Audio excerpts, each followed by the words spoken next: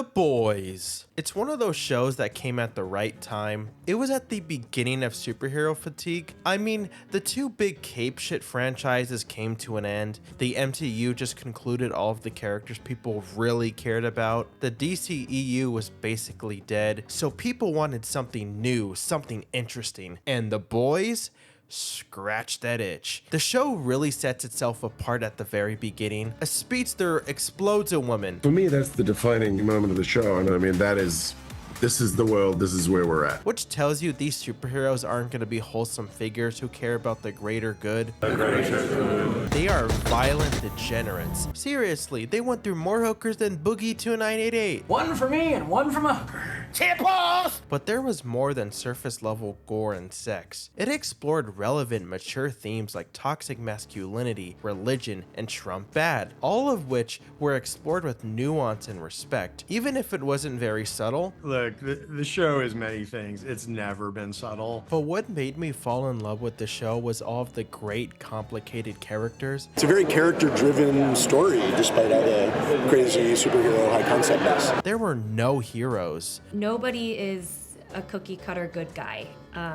Everyone has their faults and they're struggling with it. Even the main characters who were trying to hold these soups accountable for their horrible actions did things that were just as bad. Every single one of them had well-constructed arcs. Despite their flaws, you could always sympathize with their motivations. They were all everyday citizens who wanted to take down the soups that screwed them over. This immediately gave the show tension. These are normal people going up against the most powerful superheroes, so they had to find creative ways to take them down, just using their intelligence and skills. The show utilized this so well. The plot had this great sense of forward momentum because of it. There was always something interesting going on. All of this made for an excellent season of television, but has it been able to keep that same standard? Absolutely not. But sometimes, fuck yeah. While much of the criticism of the political commentary doesn't make sense, there are legitimate issues to have. The show has lost all of its nuance, opting for surface level jokes over something interesting. Characters are defined by who they voted for. Worst of all, the show does the same things it criticizes. Everything is made worse by things the showrunner has said, but I'll talk about this bald asshole later. We're a sect. We're a group. You can't call us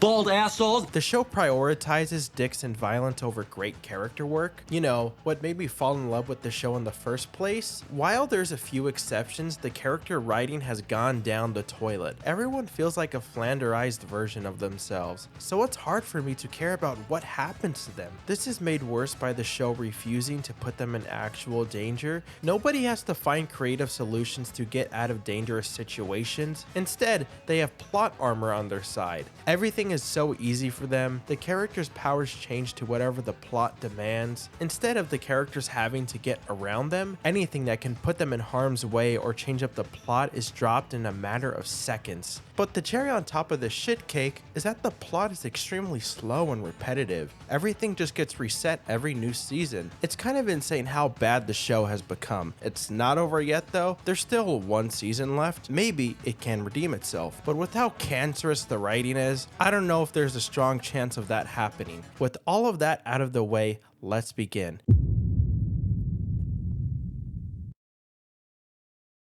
The shock value used to actually be connected to the story in some way. If there was going to be something sexually graphic, it was there to move the story forward. It acted as a tool to hook you in. Hughie's opening scene was a perfect example of this. It starts with two kids having a debate over who their favorite superhero is. Then it cuts to a very intentionally generic action scene where the hero stopped these mean bank robbers and saved the day, only for its speedster to explode a woman a few minutes later. What makes this sequence work so well is how it sets expectations in your head of how the soups in this universe will behave, just to subvert all of it by showing what they're really like. It introduces you to a world that you had no idea existed. The Flash in this world is real and can accidentally run through people sometimes, making you wonder what other types of scenarios go on. The scene is gory and had a purpose. And so hopefully every shocking moment in the show is really grounded in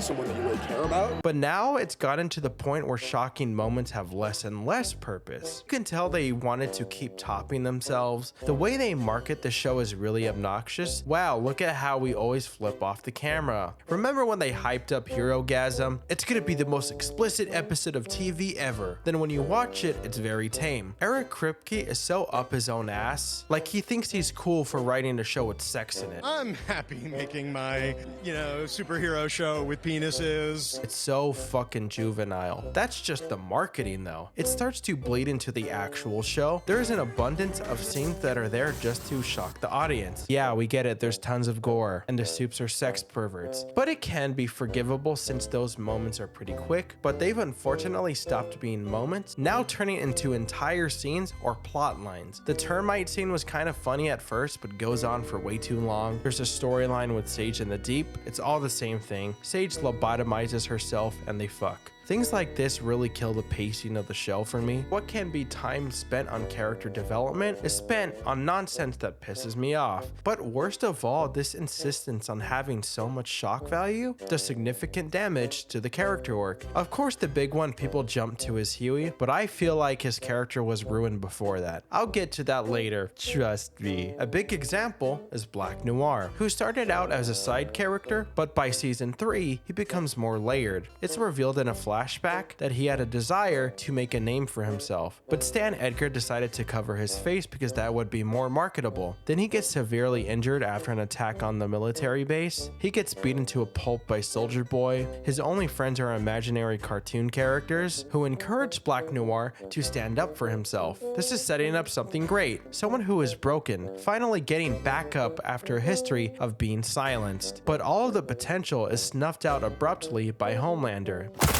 making for an unsatisfying conclusion. I don't understand why they would do all of that setup just for none of it to matter. Maybe you could have executed this well, but it was so poorly set up. They ruined a potentially powerful arc for the sake of shock value. Characters first, madness second. Characters first, madness second.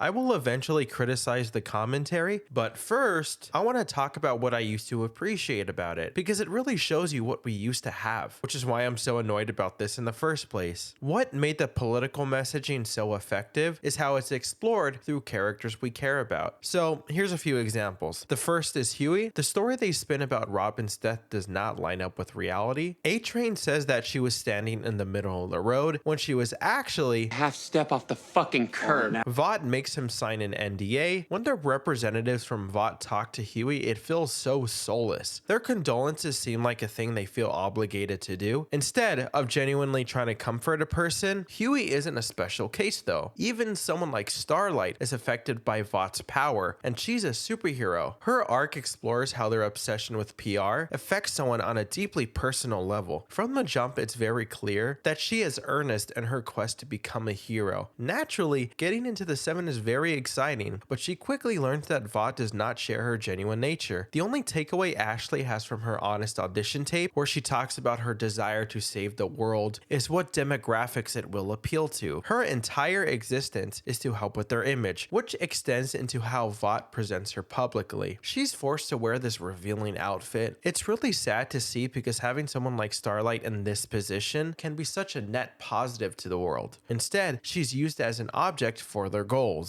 But at the same time, being in the 7 is the best opportunity she can get to save people due to all the resources at their disposal. On top of that, they dismiss her assault, only doing something about it when they're forced to after it goes public. Starlight is called an arrogant child for speaking out, but when it starts to benefit them, all of a sudden she's awesome. It's so fucking vile. Being able to see how a particular issue affects someone personally helps the show achieve the intended emotions it wants to get out of the audience, because you really care about the people it's affecting. For me, that's what makes for a powerful piece of commentary. Things like this are what I feel like the show is missing. While there are legitimate things to criticize, I think a lot of the criticisms really miss the mark. So I wanted to respond to a few of them. It's not subtle anymore. The show is never subtle at all. If you don't like how in your face the show is, I think that's perfectly fine. There's nothing wrong with having an issue with how a certain piece of media tells its story. But to say this show show used to be subtle and now it's not is absolutely ridiculous. It used to criticize both sides. It was always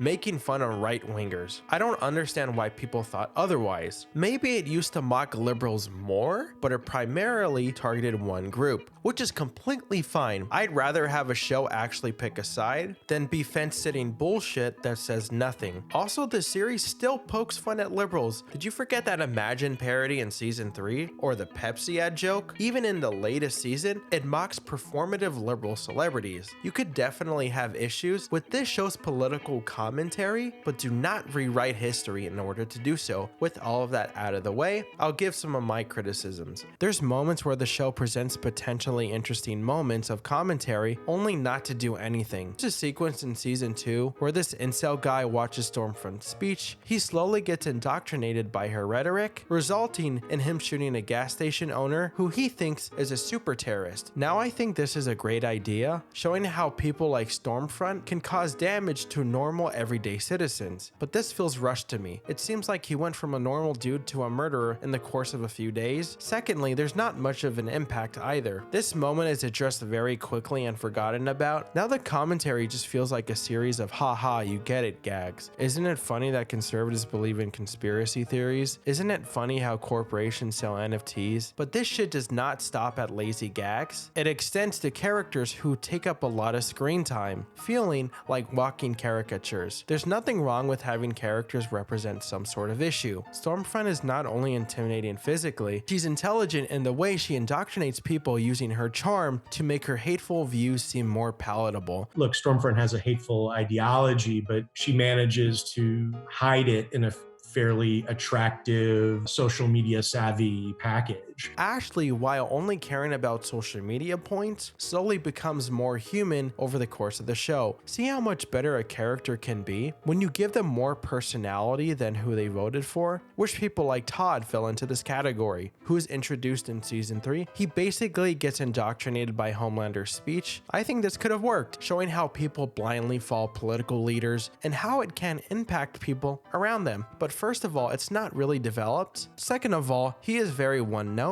Again, another instance of the show prioritizing shallow jokes over something interesting. But the biggest flaw related to its commentary is how it commits the same sins it condemns. There's multiple instances of this. They try to poke fun at product placement, but this show has the worst product placement I've ever seen. I could not believe what I was watching. Almond Joy, bit of honey. There's White Claws in the fridge. Would you like an Almond Joy? Like, I'm really scared of turning into the thing that we're parodying. But the worst instance of hypocrisy, and shows how morally bankrupt the writers are, comes through with Hughie's multiple assaults and how they treat his character in general. In season 4, there's this long, drawn-out scene with Hughie getting assaulted by Tech Knight, who, by the way, is established to be his childhood hero. Afterwards, it's not really explored at all. When Eric Kripke was asked about this scene and the fact that Hughie looked up to Tech Knight, this is what he had to say about it. Well, that's a dark way to look at it. We viewed it as hilarious. That is insane. He goes on to talk about how they Googled all this fetish shit. We had our poor writer's assistant do a long list of real kinks because we were looking for some. And I remember reading down the list and thinking, what's cake farting? Then they explained it to me and it's a real thing. I just said, that's incredible, we have to do that. People try to cope and say this line disproves all of the criticism, but it doesn't change anything. He still says that that's hilarious when presented with the fact that Hughie was assaulted by his childhood hero. Let's just contrast this with his statement he made about Starlight's assault. I wanted to get it right. I had a lot of conversations with a lot of women, some of which were really painful, and I did my absolute best to get the fuck out of the way without trying to steer it in one way or another. And there's a lot more here, but the contrast between these statements is wild. You can't sell yourself as this super woke guy, but at the same time, write a male character being assaulted multiple times in the most tasteless way possible. You know, the last thing we ever want is the show to feel gratuitous or exploitive or cheap. If it's just shocking to be shocking, we tend to not do it. Yeah, this only has to do with one of the times Hughie gets assaulted. Only 2 episodes later, a shapeshifter posing herself as Starlight has sex with Hughie Hughie multiple times. Hughie is painted as an asshole. Starlight gets mad at him even though he did nothing wrong. Like, the shapeshifter looks exactly like her, sounded like her. She even had the same memories. Hughie had no reason to think otherwise. Also, Starlight gives him shit. She says, "Oh, you only like her because it's me without the emotional baggage." But Hughie has been nothing but supportive of all of her problems. That's a weird fucking thing to say. People try to defend this scene by saying Starlight forgives him, but she does it in the most dismissive way possible. You are getting tested for every single disease known to mankind, okay? Another thing is that this moment is painted as a story where Hughie has some sort of triumphant scene where he earns forgiveness. Like it's a redemption arc or something. Yeah, Hughie, you did the right thing. Starlight forgives you. Thank God you redeemed yourself for being assaulted. The show doesn't even address that he was raped at all. I really hope I don't sound high and mighty, but this is absolutely deplorable. The writers think they're deconstructing toxic masculinity. Kiss my ass. This series has been emasculating Hughie for the longest time. At any opportunity, there's jokes thrown at Hughie's lack of manliness. Take your fucking twink and get the fuck out of here! It's like you wear a neon sign that says, "Raw dog me, I'm a bottom." I'm gonna let you two catch up. So overall, The Boys is capable of having great political commentary. It explored all of it through the lens of likable characters we care about. But as the show goes on, it loses a lot of the nuance by prioritizing shock value, simplistic jokes, writing characters who have nothing else to them. But worst of all, it does the same shit it criticizes, which takes away any of the punch out of anything it tries to say, because you show everyone you are not above the sins you condemn. Every single character in one way or another kind of annoys me. That doesn't mean they're entirely bad. They're just missing one little thing they used to have in previous seasons. I just want to preface that before I get into everybody, so let's get into it. Homelander still has many of the aspects that make him so great. Anthony Starr was meant for this role. Everyone goes, "How do you get that look in your eye?" Like, what look? You know, the look when you gotta kill people. And I have no fucking clue what they're talking about. So I think it's just me. I can do whatever the fuck I want. He stands out among the cast in many ways. His line delivery is hilarious. You fucking cocksucker. Guess you wanted to cram in as much fat fuck as possible, huh? However, the real greatness lies in the subtle aspects of his performance, like the way he uses body language, subtly threatening people by grabbing them on their neck. He's great at showing contrasting emotions solely through facial expressions. You know, Ant's ability to give like 16 facial expressions when another person gives one is just so astounding. Like, give that guy an Emmy already. In terms of his actual character, Homelander is really intimidating. He feels like a boogeyman who can snap at any moment. So many scenes with him give me the heebie-jeebies. Because Homelander has so much power over normal people to other heroes in this universe, but there's more to him than that. Homelander has an immense ego. He constantly craves validation. He's desperate for approval, which he tries to get from anyone he can, from parental figures, the public, and those who pity him. You are not a god. You are simply bad product.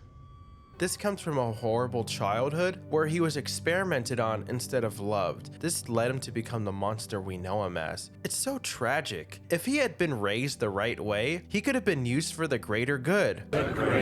Shut it! Imagine someone earnest and genuine having that power. It could have been such a net positive to the world. Honestly, he's been consistently great from the entire show. I really like the direction they take him in season 4, where he starts to age, which is the worst possible thing for his god complex. He would just become increasingly disconnected and grow to be disgusted with his own humanity, but he's of course inherently human. He can never escape the thing he hates most, which may be setting him up to be depowered by the end. My only criticism with Homelander's character is that he's not as intelligent as he used to be. There are many moments where he shows a high level of competence. When Translucent goes missing, nobody can possibly believe he's in any danger, but Homelander is the only one to know something else is going on, investigating for himself, showing that Homelander is good at picking up on things that make no sense. Like when Madeline tries to coddle him when talking about Becca's death, thinking she could just placate Homelander and he wouldn't pick up on the inconsistencies with her and Vogelbaum's stories because he instantly knows something doesn't smell right. But now the show just relies on his physical strength, which can work in moments, but I do miss this aspect of his character. But other than that, I'm perfectly fine with where his character is. Homelander done nick me wife and me bloody son. Butcher is the best example of an anti-hero. It's easy to be on board with this mission of standing up to the Supes, but you slowly realize he's no different from them. He has the same capacity for cruelty. In season 3, he compromises all of his morals to become a Supe. And really the season is about how far are you willing to go?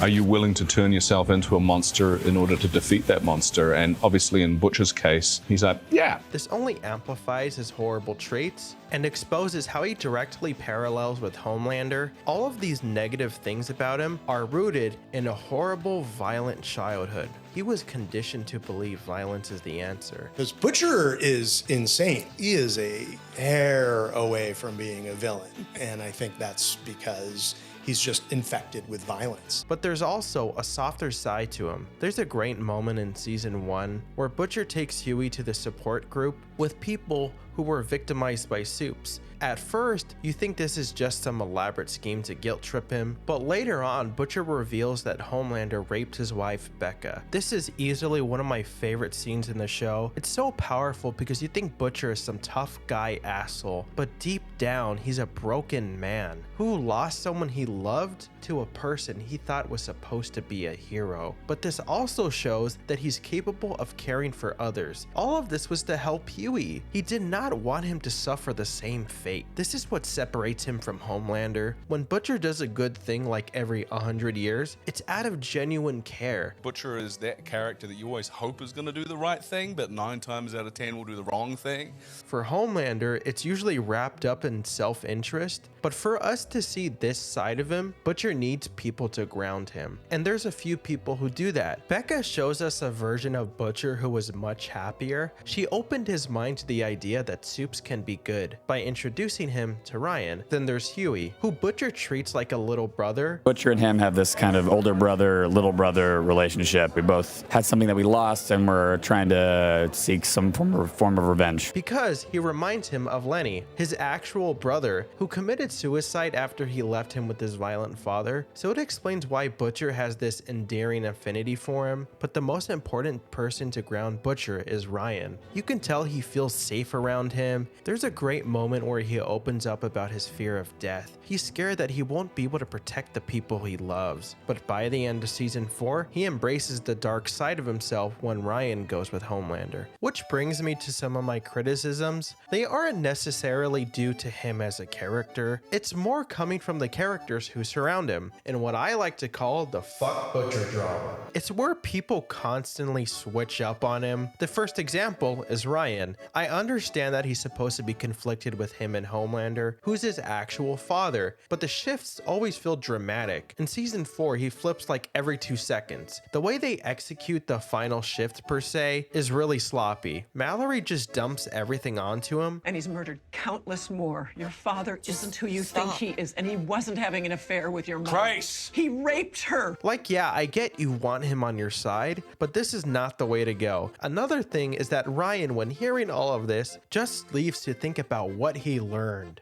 Mallory and Butcher try to trap him. This results in him killing Mallory. If you had just waited, then everything would be fine. I understand they want Butcher to lose Ryan, but the way they executed it left a lot to be desired. Ryan isn't the only one to switch up though. So does everyone else. I don't really have an issue with it in season 2. Butcher saved Ryan. This showed everyone that despite his hatred for Supes, he did the right thing. If Billy Butcher can do the right thing, then there's gotta be some kind of higher power. But it starts to get a lot worse later on. In season 3, they build this arc with Frenchie, where he stands up to Butcher for being an asshole, and it's treated like a joke. I am done with your cruelty. Okay, Frenchie, I deserve respect, and we all deserve paid vacation days and a dental plan.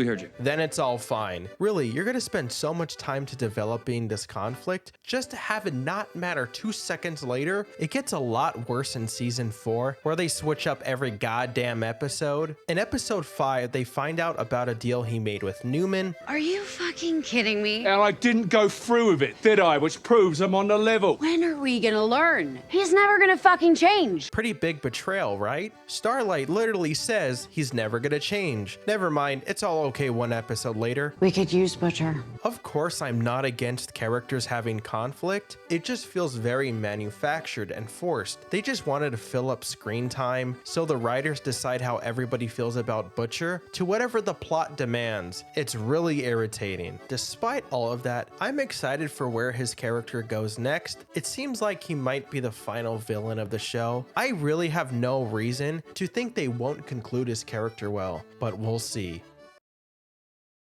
They always asked me what my wish was, and I always said to save the world. Starlight is one of the most likable characters because she has this earnest desire to genuinely save people. I rooted for her, so everything she goes through is even more heartbreaking. Getting assaulted by the Deep, being exploited by her mother and Vought. Despite all of this, she stands up for herself, which makes for some really satisfying moments, like when the Deep gets kicked out of the 7, or Vought bowing down to her basically. I've had no issues with her until the latest season. They make a few mistakes with her character. The first is a reveal related to Firecracker. Firecracker and Starlight were both in the same child beauty pageants, and apparently Starlight spread horrible rumors about her. When confronted on it, she called her a fat slut. After thinking about it for a long time, this is extremely out of character for her. The show has presented her as nothing but earnest and kind. Yeah, sometimes she insults people, but it's only because of their behavior. Underneath all that swagger,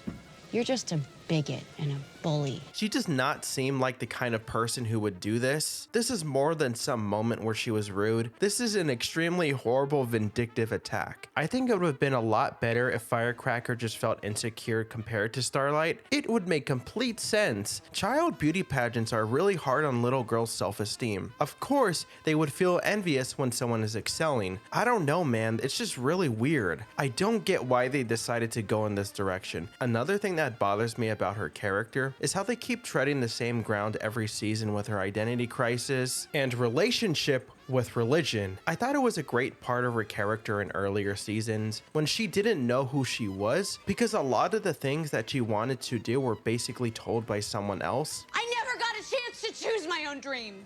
No wonder I don't know who the fuck I'm supposed to be. Annie. Combined with the fact that Compound V gave her powers and not God, which only complicates her feeling about Christianity. In season 4, it's revealed she had an abortion. I think it's weird to have it happen off screen. Also, they don't develop it much, which is disappointing because it had a lot of potential. It could be a great extension on everything in season 1, where she felt judged by her peers for perfectly normal human things, but it's just never really brought up again. The way this whole arc wrapped up is poorly done. Due to her identity crisis, she's losing her powers, but then she just kills a shapeshifter and gets them again. I see what it was going for, but it's really sloppy. Other than that, I think there's room for Starlight to have a good conclusion. I don't know what could possibly happen, but we'll see. This is where I get to the worst examples. Obviously, he's a complete monster. Not only did he assault Starlight, but he had no guilt for it. Eventually, he gets kicked out of the 7. And you're going to be taking a sabbatical from the 7. Jog on. This is where a lot of his entertainment value comes from. It is so satisfying to see this piece of shit face consequences. By the end of season 1, he lives in this cheap apartment. He gets cut out of a picture and starts trauma dumping at a water park. Honestly, he's so pathetic you almost kinda feel bad for him. Without the status, he's even more pitiful than he was before. He's always been seen as the one guy who fucks fish, but by season 2, you can tell the writers did not know what to do with him. He gets what I like to call theoretical character development, where the show makes it seem like he changes, but when you really look at it, he doesn't. The show does this a lot. He starts out as a guy who admits he's pathetic and lies to himself. He ends this season that exact same way. It's just the same scenes repeated over and over again until it concludes. Like he's trying to get back into the 7 with the collective, but the spot ends up going to A-Train. So what was the point of all this bullshit? After a while, he just becomes one note. Wow, look, he has a relationship with an octopus. They try to make her death like a serious moment. Stop dedicating so much screen time to this bullshit. I'm sick of it. Speaking of characters who I'm sick of, Frenchie starts out as a pretty cool, decent character. What made him cool was all the creative ways he whacked soups. Like putting a bomb up Translucent's ass because his skin is hard as diamonds. Wonder how that worked out. But he had an underlying empathy, which was both a strength and a weakness, because he'd often leave missions to help someone. But this led to severe consequences, like Mallory's grandkids being burned alive, or Kimiko escaping. Their dynamic is nice. Both of them have been ripped away from their homes for different reasons. Frenchie was taken by his father, and Kimiko was kidnapped by the Shining Light Liberation Army. This is a perfectly fine way to connect two characters. Their scenes are serviceable but not amazing. Apparently, the writers love how they bond over their past because they've run this aspect of their characters into the ground, making for some of the most repetitive writing I've ever seen in my life. It's best to go season by season since the severity gradually increases with this. In season 2, they introduced Kimiko's brother Kenji into the plot, which at first was okay because it felt like an extension of the last season. They have some nice scenes together. It also starts some interesting conflict with Butcher and everyone else. He tries to get him to Mallory in exchange for information on where Becca is, but after a while it just feels like they spam the same scenes over and over until Kenji dies. But Kenji's death gives Kimiko a strong motive to kill Stormfront, which turns into a satisfying moment. By season 3, after Kenji's death, Kimiko yearns for a proper childhood. Kimiko even wishes she never had powers. She eventually loses them, which makes her realize the V isn't what defines her, so she has Starlight give her V. This is pretty great so far, right? It sets up an arc where she's gonna do some good, not be a monster anymore. But then by the end of the season, she gleefully kills these VOT guards who are only doing their jobs while this cool music is playing.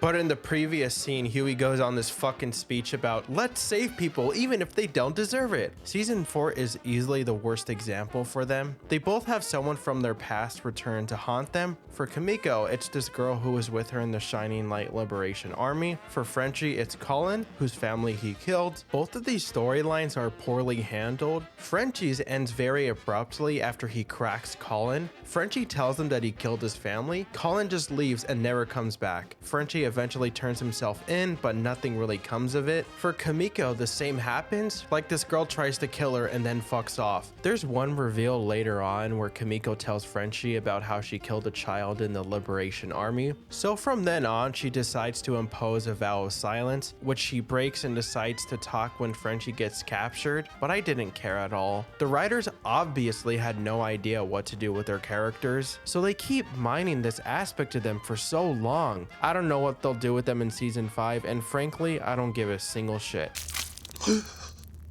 Mother's Milk initially stands out because of how he used his life experience to help the boys. He was able to identify A-Train's fix kit because he grew up around crackheads. He had a traumatic past. When he was a kid, the superhero group Payback was fighting outside his house. That group included Soldier Boy. MM woke up his father to watch the fight, causing him to be hit by a car that was thrown during the fight. Since then, he blamed himself and developed OCD out of a desire to control everything. He feared the unexpected. What started out as a little quirk becomes deeper and is directly tied to a character's trauma, but it also explains his motivation to take down VOT. He knows what it's like to be affected by superheroes who treated civilians like they were nothing, which makes that scene with the lady whose son was killed by Stormfront even better. His caring nature towards normal, everyday people is what makes him so likable, which we see at the beginning of the show. He works at this detention center for young kids and doesn't want to join Butcher because he's fine doing that, but joins back when he learns they killed Translucent.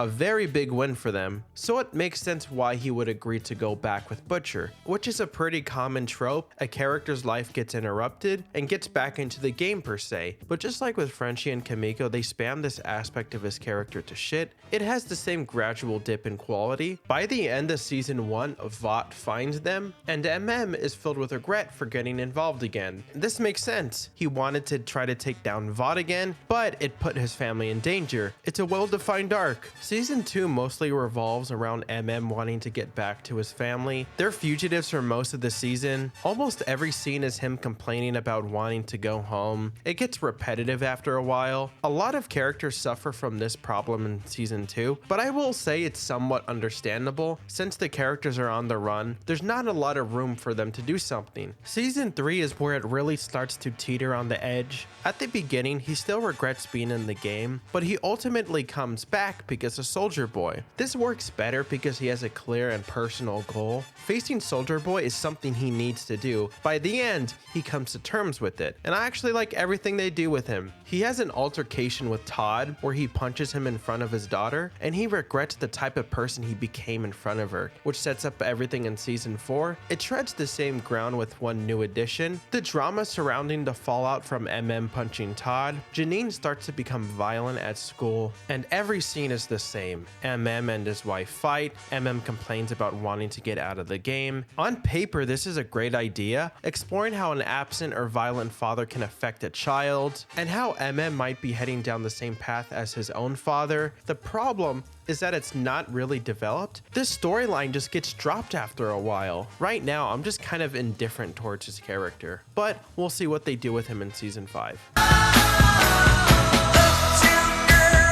Hughie is easily one of the most likable and relatable characters in the show. He has an idealized view of superheroes, but he slowly learns through A-Train killing Robin. All these heroes are monsters who don't care about anyone they hurt. As an audience member, we're in the same position as he is. We discover the dark underbellies of this world with him. When you can relate to a character's journey, it's infinitely easier to be invested in it. Hughie wants justice, but he doesn't have the fight in him to get it, because he's been conditioned that way. When his mom left him as a child, his father just sat there and did nothing, which resulted in Hughie struggling to advocate for himself. He's unable to stand up to his boss. His girlfriend had to ask him out, but Hughie ultimately joins the boys, kickstarting an arc where he finally fights back and becomes a man, but quickly learns the price that comes with it. Hughie wants to get justice, but does horrible things in order to do so, like killing Translucent and using Starlight, which fills him with guilt. Hughie slowly loses his desire for revenge and falls in love with Starlight. The show has a great clean-cut arc for him. You can tell they did not know what to do with him after a while. This leads the writers to either strip away his development or paint a false picture of him in order to craft an arc. You know who had an arc? Noah. There's this weird insistence that Hughie is useless. Because you're useless.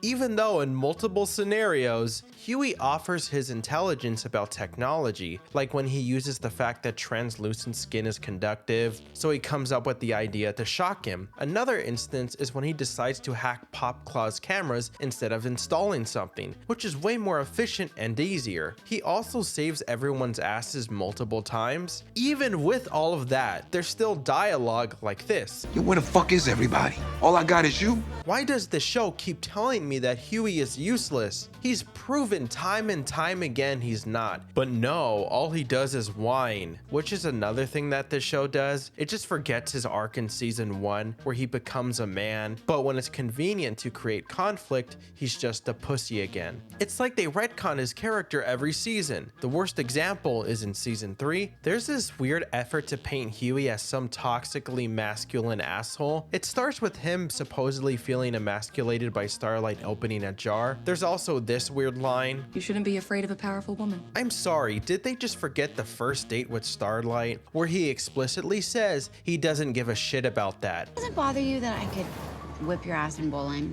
I really think it's awesome. They try to address it later on. I mean, on our first date, you said that it didn't bother you. I know, but it does. This is basically a retcon so they can force Hughie's arc. I get they want to do a thing where Hughie feels powerless, and that's why he uses the V, and the power gets to his head, so he wants to be this macho badass. That can work, but so much of it is poorly constructed, especially the way it concludes. Hughie just sees pizza rolls and suddenly realizes he was wrong because it reminds him of his father. After Mom left, every night we'd have pizza rolls, watch Remington Steele. So he kind of drops this tough guy act and sees he could be strong in another way. He wasn't weak. I didn't know what strength was. It doesn't feel earned. They didn't really develop to that point. The show just spams the same scene over and over again, where Starlight and him argue over him wanting to save her. Another aspect of this is him letting Starlight have her moment, but that culminates in her moving Soldier Boy back like 2 feet. Wow, that was really fucking well written. Fuck you. But also they do this arc a lot where Hughie hates violence and wants to rise above it. By season 2, it makes sense why he wants to go straight because of how much hurt he caused. Then he switches up again. After finding out Newman is the head exploder, he feels betrayed and wants to go dirty because while trying to take down Vought the right way, he got nothing out of it. But by the end of season 3, he goes back to the same place he was at the goddamn fucking beginning. Then it's repeated in season 4. I don't think I've seen a bigger case of character assassination. Honestly, it hurts so much. I don't know what they're gonna do with him in the next season. Is he gonna get raped again? Fuck you, Eric. You dumb bum fat fuck! It seems like the writers did not know what to do with most of the characters after season 1, which is why they keep repeating the same arcs season after season. I mean, it makes sense. The way the characters were written works for a single installment, but there is still room to end them on a good note. Since the final season is coming up, where the status quo can be shaken, some of them can die now. Hopefully they come up with something really great. I would really love for everyone to have a great conclusion, but as of right now, they kind of annoy me. One of the things that made The Boys instantly special was the premise. These normal ass dudes are trying to not only take down the biggest conglomerate in the world, but a group of ultra powerful superheroes, so instantly there's so much tension. It would take no effort to kill any of the main characters. One wrong move and they're fucked. They're so insanely strong and durable to the point they can accidentally burst someone apart. They can't just beat them with brute force, so they have to find creative ways to fight back. The series does a great job at showing a variety of ways the boys take down Vought and the Supes. One is spying on them. There's a great scene where they break into A-Train's room by climbing through the roof to find the compound V. These scenes feel like something out of a spy movie, but also it makes sense. The Supes are so dependent on their reputation, so of course they would find something that would ruin said reputation. But there's a great amount of tension because they can get caught at any moment, which almost does happen, and when the boys are cornered, they outsmart them. There's a great little moment in season 1 when A-Train finds Kamiko. Frenchie pretends to be a fan and gets the crowd to surround him as a distraction, but by far the greatest scene involving the boys trying to take down the Supes is the translucent sequence. I want to break it down beat by beat because there's so many little things to appreciate. It really starts off in the first episode when Butcher tries to fight him, but how do you kick an invisible guy's ass? Well, you spit blood on him to see where he is. I do have one issue with this moment. How is Butcher able to fight him without breaking his hands? I mean, his skin is hard as diamonds. Not a big deal, but something to point out. Then Hughie shocks Translucent, knocking him out. Then, in the next episode, Butcher and Hughie go to Frenchie because he knows how to whack Supes. This introduces a new character and adds another layer of tension because they establish that he has a tracker in him, so they have to move quickly in case they are found. A lot of this episode is them trying to find ways to kill Translucent. The first solution they came up with is using a bullet made out of the same material as his skin, but that doesn't work. The bullet ricochets off Translucent and cuts open the material they put on the roof to block his tracking chip. This employs a writing method that Matt Stone and Trey Parker use. What should happen between every beat that you've written down is either the word therefore or but. No, it should be this happens and therefore this happens. Because they made that bullet and failed, therefore, Homelander knows their general location. Afterwards, they finally land on the solution of putting a bomb up Translucent's ass because his skin is hard, but his insides are like everyone else. It's a combination of cool and fucked up. It's great to see Translucent become this withering coward who's willing to give everything away, but as they get this win, Homelander starts circling their location and they have to quickly think of a way to get rid of him. There's this really great moment with Homelander and Frenchie. Frenchie's heart rate is obviously racing and knows Homelander can see that, but he does a smart thing and covers it as excitement over being a fan of him. Maybe I'm reaching, but that's how I read the scene, but they ultimately get Homelander away by blowing up a building, taking advantage of his super hearing, which is really creative and smart. Overall, this is a really great entertaining sequence that works for many reasons. The tension it creates by pitting these super powerful heroes against the main characters, and it really shows the intelligence of the boys. Unfortunately, things like this happen less and less. The show has basically dropped this element. The smartest thing they do now is just shoot them. How creative, guys. It doesn't feel like the characters have to work really hard to get out of these situations since they have a big layer of plot armor protecting them. Well, you know, we have to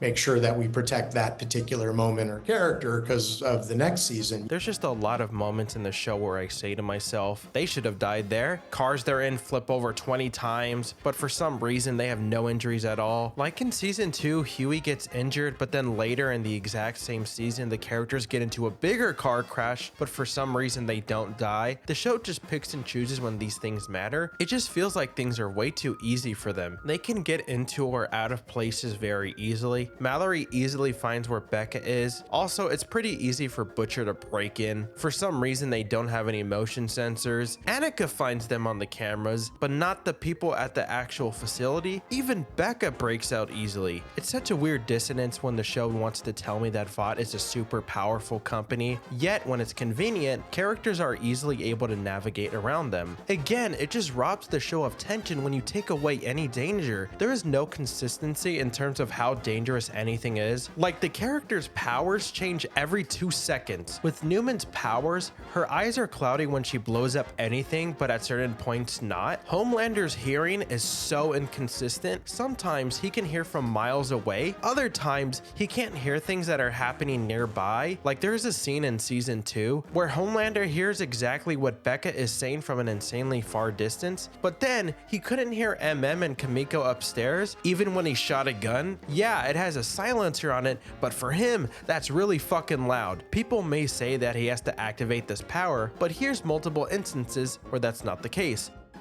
What did you say? Go to fucking commercial. Don't you dare stop rolling, Roger. What's the point of establishing a cocksucking rule if you'll never follow it? I know people are gonna say I'm nitpicking, but first of all, there's nothing wrong with nitpicking. If people are allowed to like small details, then I should be allowed to criticize them. All I'm asking is for the show to be consistent with the standards it set for itself. It used to care about these things, but now the writers can't even be bothered. Because of that, the tension is gone.